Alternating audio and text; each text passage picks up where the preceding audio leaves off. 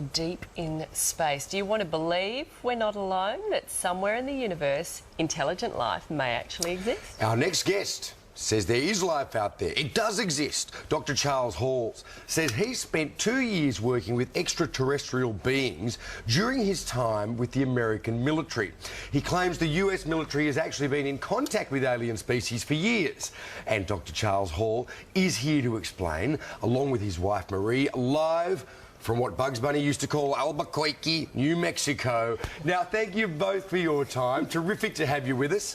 Firstly, Charles, can you tell us your story of how you managed to come into contact with these beings as you worked with the military?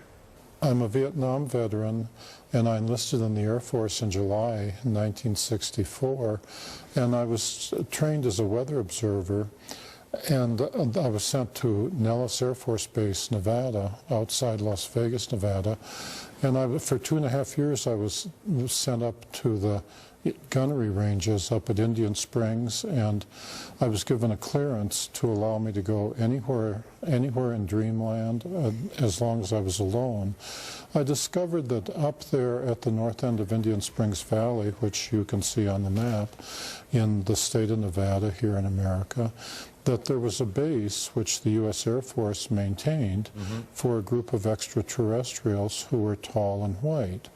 And I, as the duty weather observer, was allowed to go up there, or they were allowed to come down to where I was.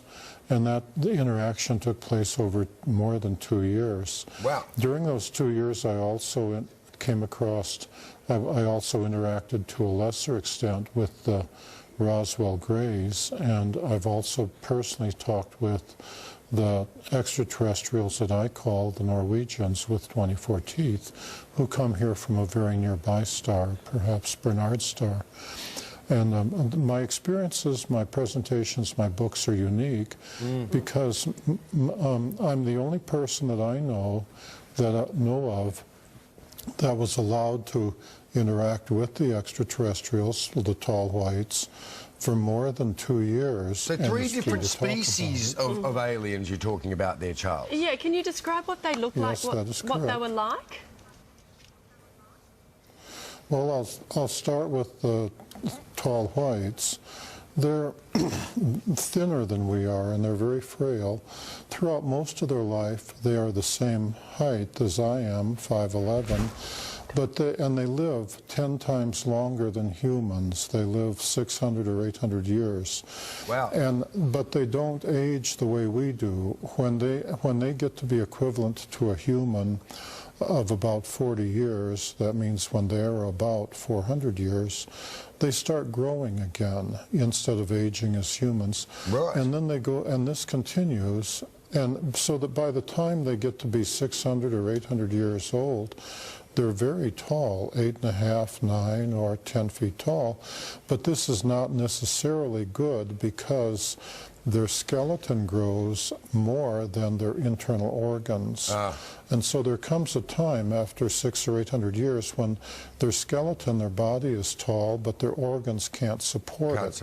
At which time they die a natural death, because they're just flesh and blood creatures like we are. If they injure themselves, it takes them 10 times longer to heal up than a human. Yeah. So there's a trade-off. Yeah, right. They still look fresh as a daisy when they go, though. They look like Tilda Swinton. Hey, just quickly, you had them there. You were working with the aliens on any particular project, or was the military working with the aliens on a particular project? Was there, I don't know, technology sharing or, you know, botanical cross-fertilization? The U.S. Air Force, and I'm speaking of the mid-1960s, was willing to give them anything they asked for. When I first met them, I was very afraid of them, and every human I met, when you come across them out in the desert, was naturally very afraid of them, and they were even more afraid of us. It's like running into a gorilla in the wild, where the gorilla is on his home ground. So they had to go through a process of becoming used to being around humans before they could take part in the technology transfer program. I, as the weather observer, was the test human.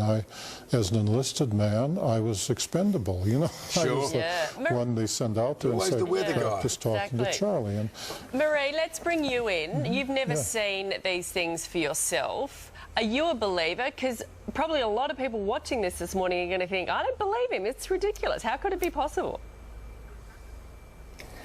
Well, Charles was very intelligent in that he waited until we'd been married a couple of months before he told me about the extraterrestrials coming into his barracks at night. And he said, well, what do you think? And I said, I really don't care. I have never given any thought as to whether they exist or not, and I really don't care. I've known Charles. We've been married over 43 years. He may be a character, but I am his character reference, and I totally believe that this is real. Furthermore, we have had confirmations from people all over the world. We have never had any serious tire kickers, you know, people who say, well... Well, certainly there seems to be a lot of people, around the world who would support your view on this, who seem to have had their own experiences, but probably not quite as intimately as you. Now, unfortunately, we are going to have to leave it there, Charles and Marie, because we're about to lose our satellite, but you're coming to Australia next week to give a series of talks, and we can't wait to see you. Yep. And all the details of your tour will be on our website, so those interested in the life beyond will no doubt be there. Thank you. Good one.